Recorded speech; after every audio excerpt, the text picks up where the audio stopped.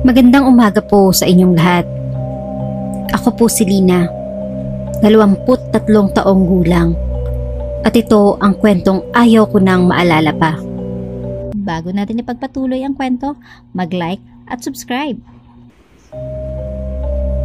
Isang gabi sa aming baryo sa Capiz, nagpakita sa akin ng isang nilalang na hanggang ngayon, sinusundan pa rin ako sa aking panaginip.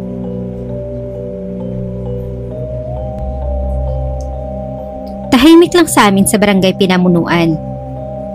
Puro palayan, puno ng nyog at saging lang.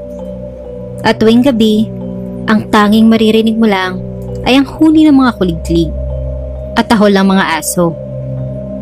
Simula pagkabata, naririnig ko na ang kwento tungkol sa aswang, pero hindi ko pinaniniwalaan. Sabi ko nga kay mama, kung may aswang talaga, matagal na dapat may nagpakita sa atin. Ngumiti lang siya. Nak, hindi mo kailangang maniwala.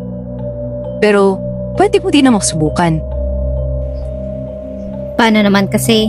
Nagkukwento na naman siya parte sa mga aswang na namataan daw sa kabilang baryo. Ma, hanggang hindi ako nakakakita, hindi ako maniniwala. Besides, wala namang scientific basis yung mga aswang na yan eh. Isang linggo bago mag-fiesta, may mga kwento na nagkalat. May mga batang biglang nagkasakit. May mga baboy na natagpuang walang laman ng tiyan. At gabi-gabi, may naririnig daw na pakpak sa bubong ng mga bahay. Alam mo na, sabi ni Aling Rosa, panahon naman daw ng mga aswang.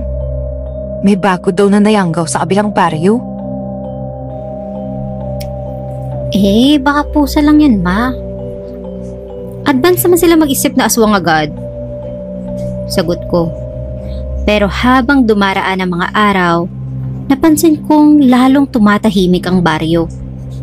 Walang nagbebetyoke, walang naglalakad sa gabi. Lahat ng aso, tahol ng tahol tuwing hating gabi.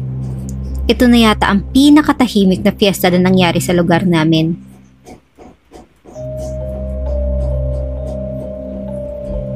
Gabi yun nang dumaan si Aling Rosa sa tapat ng bahay namin. Lena, gusto mo sa bahay ka na lang matulog mamaya?